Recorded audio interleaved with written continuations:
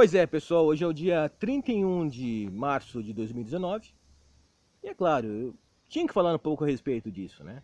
Essa data tão polêmica na história do Brasil e que a esquerda tanto odeia.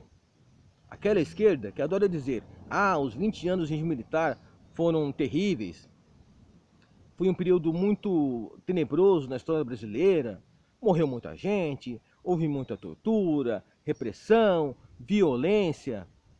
Ó, para começo de conversa, vamos na lata aqui. Faz uma comparação dos 20 anos de regime militar com os 15 anos de ditadura Vargas, tá? Porque quando eu falo 15 anos, vamos restringir apenas o chamado Estado Novo. Vamos ampliar aí, tá? Porque foram 15 anos de ditadura, tá legal? Vargas pegou pesado mesmo. Compara. Compara qual dos dois regimes foi pior em relação à repressão. Compara qual dos dois regimes teve mais violações de direitos humanos. Faz comparação. Compara, tá? Basta comparar, tá bom? É isso. É preciso fazer isso aí. É preciso fazer essa comparação e a partir disso tirar as próprias conclusões. Tá bom? É isso. Pega, por exemplo, os índices de violência que temos no Brasil hoje e compara com os índices de violência nos tempos do regime militar. Faça as comparações e a partir disso elabore seus conceitos sobre o que aconteceu naquela época. Faça isso. Não custa nada. Você não tem de concordar com a minha narrativa. Você não tem que concordar com a narrativa da companheirada. Elabore sua própria narrativa. Estude história de verdade, tá? Faça o estudo real das coisas. Porque, por exemplo, ó, um exemplo prático, bem prático. Sempre tem algum palermo aí que chega e diz: ah, os 20 anos de regime militar foi um período fascista, o país estava dominado pelos fascistas, aquele papo retardado, nem sabe o que é fascismo. Não existiu não existiu nada mais próximo do fascismo do que o Estado Novo do Vargas, tá bom? Para você ter uma ideia, a Constituição do Estado Novo tinha o apelido de polaca. Por que polaca? Porque ela foi inspirada, alguns dizem que copiada literalmente, da Constituição da Polônia naquele período. E a Polônia naquele período histórico era um regime fascista, tá? O país, a República Polonesa, estava dominada por uma ditadura fascista, tá bom? O que o Getúlio fez? Getúlio, que hoje é elogiado por gente da esquerda, né? Porque criou a CLT, o que ele fez? Ele copiou a Constituição de uma nação fascista para aplicar aqui no Brasil. Só que os militares que eram fascistas, os militares que permitiram o regime político bipartidário eram fascistas. Os militares que fizeram rotatividade no regime, né, impedindo que apenas um governasse o país durante 20 anos, eles eram fascistas. Entendem? É isso que eu estou fazendo, comparações. Faça as comparações e a partir disso elabore seus conceitos. Tá bom? Comparem, analisem, vejam o que era pior, o que era menos ruim. Porque assim, eu não vou ficar aqui lambendo os militares, dizendo que os caras estavam certos sempre, que os caras fizeram todos, eles acertaram sempre, que eles não cometeram injustiças, não vou fazer isso. Eu, por exemplo, discordo que o regime tivesse durado tanto tempo. Eu não acho que devia ter durado 20 anos. Poderia ter acabado no tempo do Castelo Branco? Sim. Poderia ter acabado no Costa e Silva? Talvez fosse até melhor.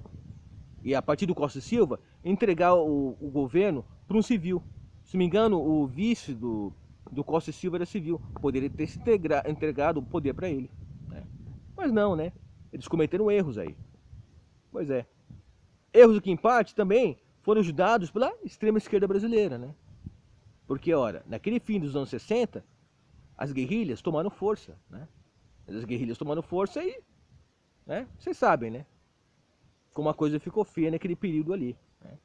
Depois, tudo bem, no início dos anos 70, as guerrilhas já estavam derrotadas militarmente, né? O Araguaia foi um fracasso, foi um fiasco monumental, tá? Para a guerrilha brasileira, tá bom? É isso, os militares não deixaram que uma versão brasileira das Farc surgisse no país, tá legal? Simplesmente acabaram com aquele fogo guerrilheiro, não tiveram chance, tá?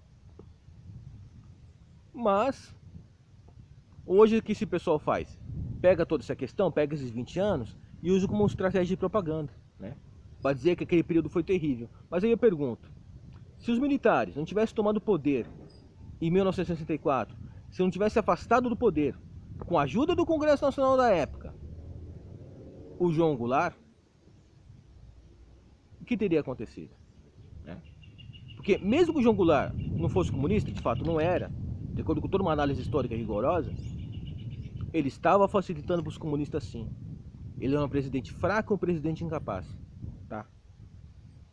E que se dependesse dele, os comunistas teriam tomado o poder neste país. Tá? Isso eu sustento até o fim da minha vida. Tá bom? É isso, é desse jeito. Tá? Tudo bem. Provavelmente vai ter algum fã aí da Cuba socialista aqui assistindo meu vídeo, né?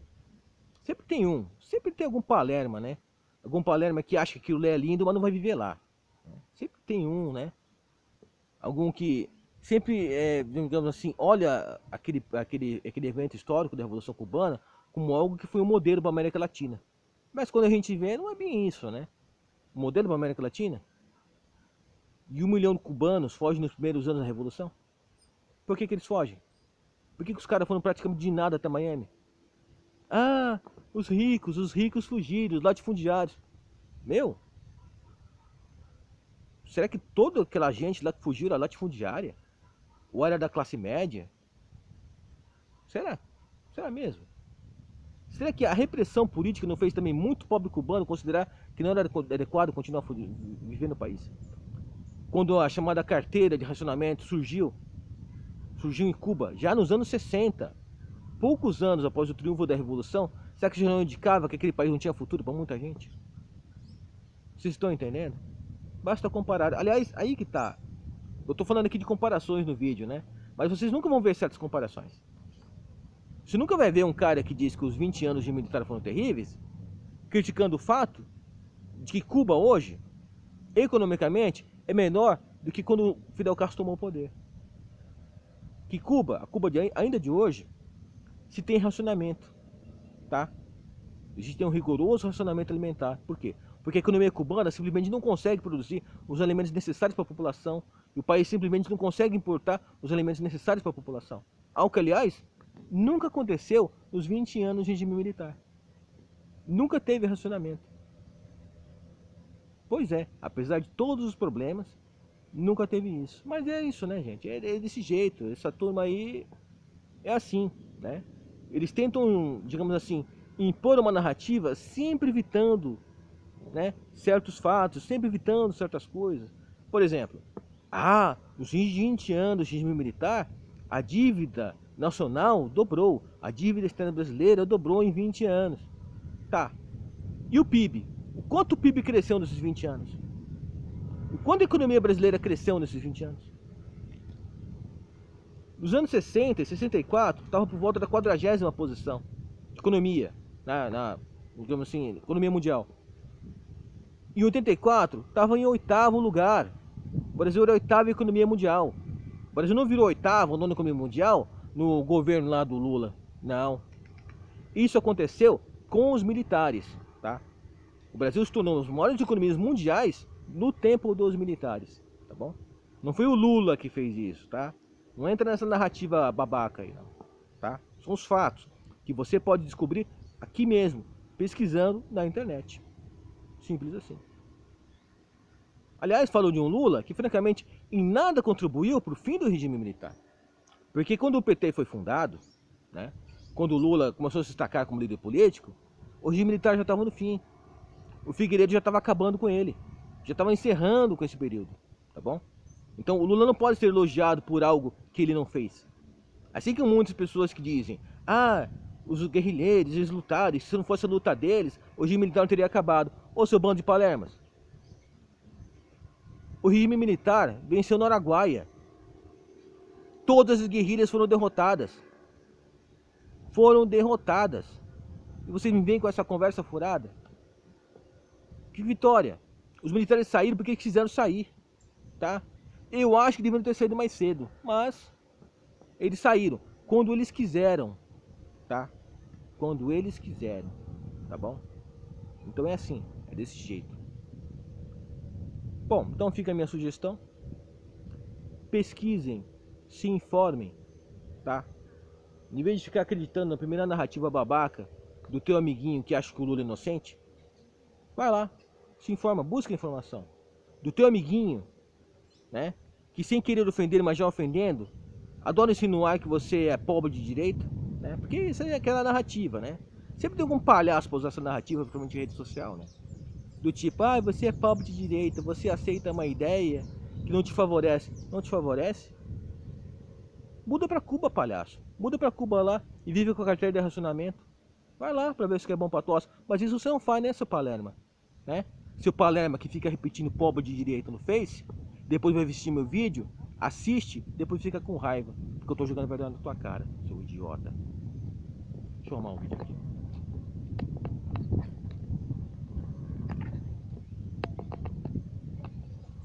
Pronto, não vou interromper. Tô com...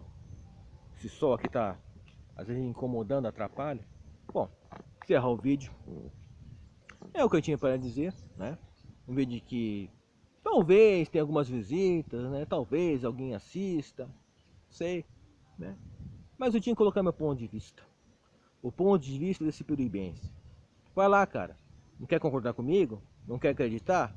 Se informe, tá? Busque informação, mas não fica acreditando em qualquer porcaria que teu amiguinho camarada, que teu amiguinho companheiro passa pra você. Será que é isso mesmo que esse cara tá falando? Será que é isso aí? Se você quer duvidar de mim, duvide deles também. Duvide deles também, busque sua informação e a partir disso, elabore o seu conceito. Bom, é o que a gente tinha para dizer. Sim, para encerrar. Diga o que quiserem, mas o governo Bolsonaro está abandonando o Brasil, está mudando para melhor.